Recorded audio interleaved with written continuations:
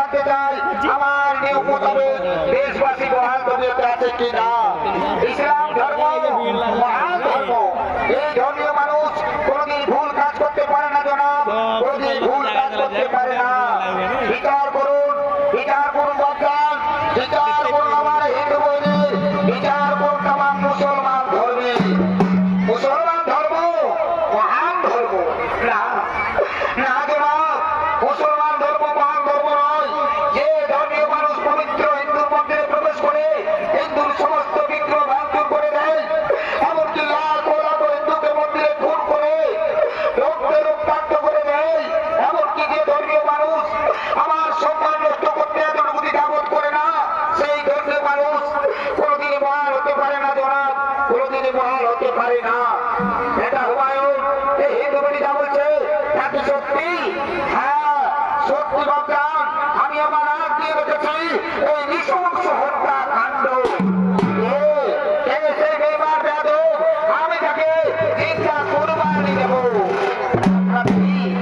আপনাদের বিশ্বাসভাজন বাকপীর খা আর তিনি মোহাম্মদ নুর আজম সাহ, সঙ্গে ছিল গোলরাম ঠাকুর। বাকপীর খা আজম সাহ এই হিন্দু বলি যা বলছে তা কি সত্যি? হ্যাঁ সত্যি জনাব, কিন্তু এ তো মুসলমান ধর্মের মুনাফা জনাব, মুনাফা নয় বেয়াদব, মুনাফা নয়, এই তামাম মুসলমান ধর্মের বহুত বড় লোকসান। এই কাফের মন্দির ভেঙে মসজিদ বানাতে চান, হিন্দুদের হত্যা করবো না তারা দেয়ালে লড়তে বলতে চান। এই কাফের, এই বেয়াদব, এই চোখের তারা প্রধান প্রধান দেশের প্রধান।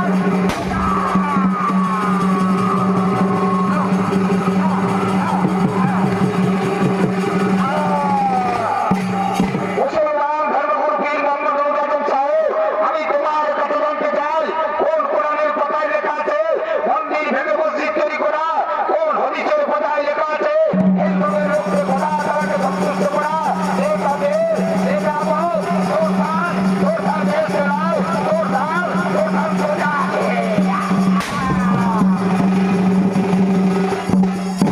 হ্যাঁ কে আছিস? যাও ওই বলরাম ঠাকুরকে আমার দরবারে হাজির করে দাও।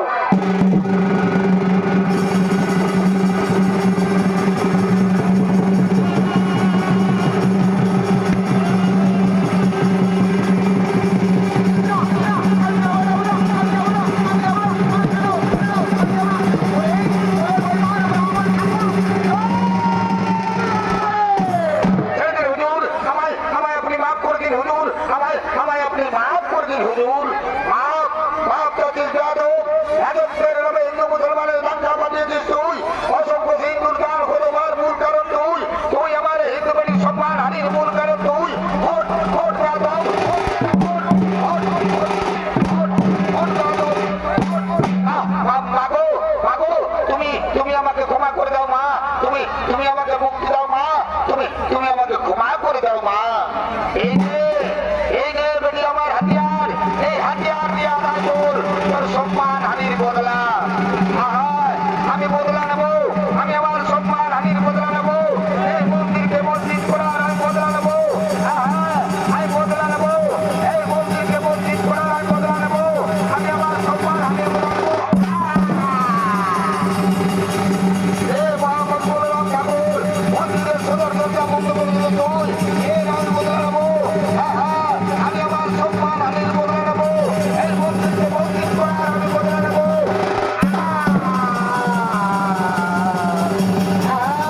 আমি বদলা নেবো, আমি আমার সম্মান হানির বদলা নেবো, এই মন্দিরকে মসজিদ করার আমি বদলা নেবো।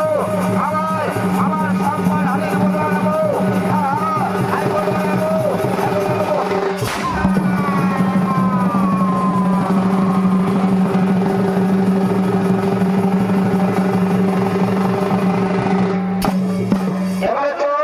এবারে চল বেড়ে, আমি তোকে পৌঁছে দেবো তোর শ্বশুর বাড়ি।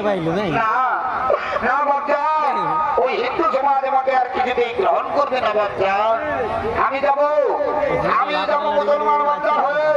আমি জানি নবাব বাবর শাহকে ফিরিয়ে দিল, এই মুসলমান বাচ্চানকে তারা ফিরিয়ে দেবে না। আমি তোকে পুনরায় প্রতিষ্ঠিত করবো ওই হিন্দু সমাজের বুকে। আর এই নবাব বাবর শাহ তামাম দুনিয়ার মানুষকে বলতে চাই, সমস্ত দেশবাসীকে বলতে চাই, আমরা সবাই উপর আল্লাহ সৃষ্টি মানুষ, আমরা সবাই ভাই ভাই। মন্দির মসজিদ নিয়ে দাঙ্গা নয়, ওই রাম মন্দিরের পাশে নির্মিত হবে এক মসজিদ, আর আমার নামানুসারে সেই মসজিদের নামকরণ হবে বাবরি মসজিদ। হিন্দু ভাইয়েরা মন্দিরে করবে পূজা, আর মুসলমান ভাইয়েরা মসজিদে করবে আজান। দূর দূর থেকে শোনা যাবে পূজা ও আজান। আর সে এবার শুনে এই নবাব বাবু সাহ তার দিল উজাড় করা প্যার মহব্বত দিয়ে এই রাম জন্মভূমি অযোধ্যার মাটিকে দাঁড়াবে হাজারো হাজারো সেনা, হাজারো হাজারো সেনা, হাজারো হাজারো সেনা। রঘুপতি রাঘব রাজা রাম পতিত পাবন সিংহ।